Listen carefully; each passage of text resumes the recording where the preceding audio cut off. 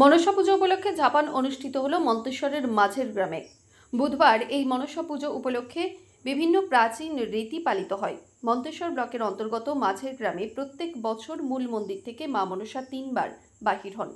প্রথমবার দশহরা তিথিতে, দ্বিতীয়বার ভাদ্র মাসের অমাবস্যার পর মঙ্গলবার অর্থাৎ বনভোজনের দিন এবং তৃতীয়বার ভাদ্র মাসের শেষ দিন অর্থাৎ বিশ্বকর্মা পুজোর দিন।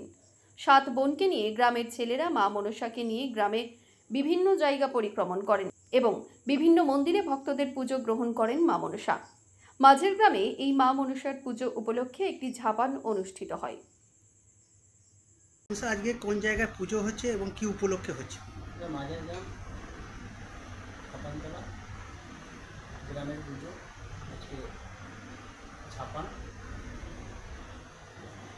এই মা মনসা বছরে কবার বাইর হয়?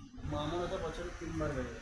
কখন কখন বাইর হয়? দশহরায় বেরোবেন, বনভোজনে বেরোবেন, ছাপানের দিন বেরোবে। আজকে ছাপান। প্রত্যেক বছর কি আজকের দিনই হয় পুজোটা? প্রত্যেক বছরে একই বাঁধা ধরা দিন।